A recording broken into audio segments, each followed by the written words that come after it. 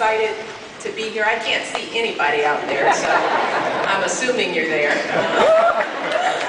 I hear you.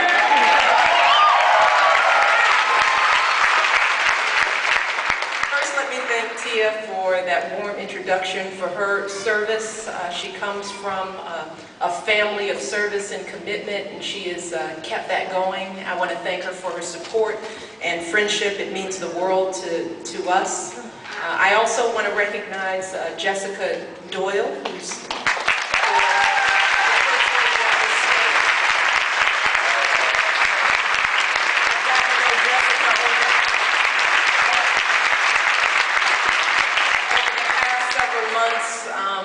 she is a woman after my own heart as well, smart, sharp, involved, engaged, opinionated, all that good stuff. So we did it all well. We are grateful for their support as well. This has been an amazing year for us. Just think where we were a year ago. Barack was standing in front of the old state capitol in Springfield, Illinois, to announce that he was going to run to become the next president of the United States. It was amazing. 16,000 people in the freezing cold.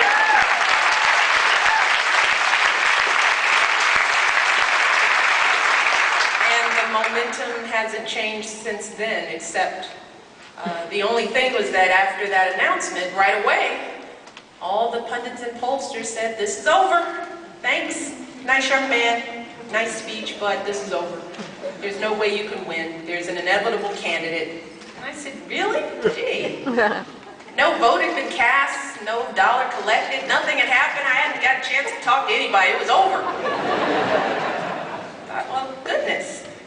But if you remember back then, what they were saying a year ago was that it was really who could raise the most money. Money was critical. That was going to define who would really be a viable candidate. And everyone was certain that Barack could not compete with the political dynasty that had developed relationships for years. And then he raised all this money. And he raised it from people that no one had anticipated, like regular folks.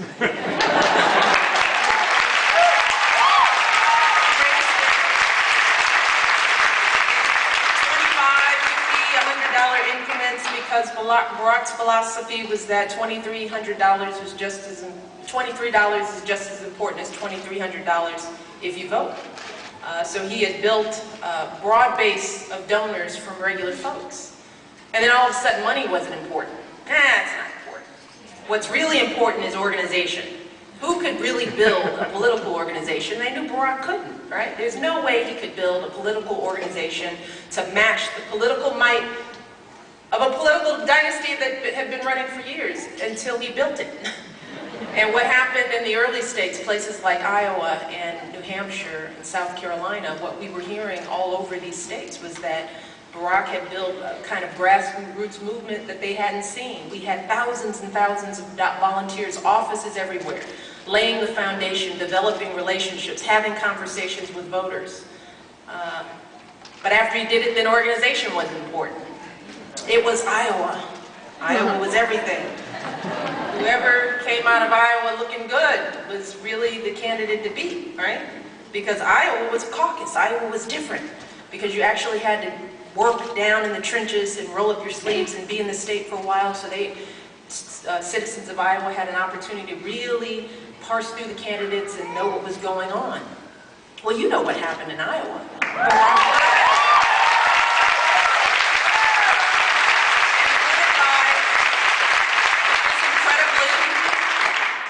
Large margin. And then Iowa wasn't important. But they said, well, Iowa's not important. It's only a caucus. And caucuses don't count, I guess. Then it was going to be a national race, right? That's what mattered. And Barack was down by double digits in the national race. Forget about the early state thing. It was who was going to, could he ever close the gap at the national level? But that gap started to close, and we got to New Hampshire. New Hampshire was supposed to be his opponent's firewall. She was supposed to kill him in that state. Well, he only lost by a few percentage points, and we considered that a tremendous victory.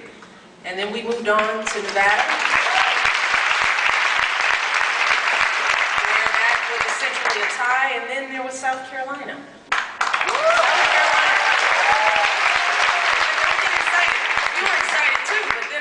South Carolina didn't count. He was supposed to win South Carolina. I'm having trouble keeping up here. But then, he won by such a huge margin, it was hard to spin that. Because he won every county in that state except for 2. And he didn't just win all over that state. And then he went on to win throughout the country. It was the last time we've seen a candidate, male, female, whatever party, who has been able to pull together victories that included Utah and Idaho and Louisiana and Maine and Washington and Illinois. I don't think we've seen that. But what we've learned over this year is that hope is making a comeback. It is making a comeback, and let me tell you something. For the first time in my adult lifetime, I'm really proud of my country. And not just because Barack has done well, but because I think people are hungry for change. And I have been desperate to see our country moving in that direction and just not feeling so alone in my frustration and disappointment. I've seen people who are hungry to be unified around some basic common issues, and it's made me proud. And I feel privileged to be a part of even witnessing this, traveling around states all over this country and being reminded that there is more that unites us than divides us, that the struggles of a farmer in Iowa are no different than what's happening on the south side of Chicago, that people are feeling the same pain and wanting the same things for their families, and they're ready to work for it. But what we've also learned is that we still have work to do, because what we've experienced over this year, which is there's a bar that's set, right? And then you work hard to reach that bar. And then you reach it, and then they move the bar. They move the bar. Just when you think you were doing just what you were supposed to, the bar's changed. And the sad part is that that's what's happening for most Americans all over this country. For regular folks who are getting up and going to work every day, they are living in a time when there's this bar and it's shifting and moving. And no matter what people try to do, they can't catch it. And they're always feeling like they're falling behind in this country. And what happens when you live in a nation where most Americans can't catch the bar? What happens in that kind of society is people struggle and they're tired. And when you're tired of struggling, you don't feel like you can catch the bar, then you are more susceptible to the division. Being divided, being told that there is more that separates, being isolated. It is easier to be isolated when you are not paying attention because you're struggling every day. And it's easier to be susceptible to cynicism when you're struggling, because you do feel hopeless. You feel like nothing can change, and politics is just a cynical mess. And you want to fold your arms in disgust and not engage. And when you are struggling to chase a moving bar, it's easier to be mean, to have a bad tone, and to sort of own that because you're frustrated and you're mad because the bar is moving.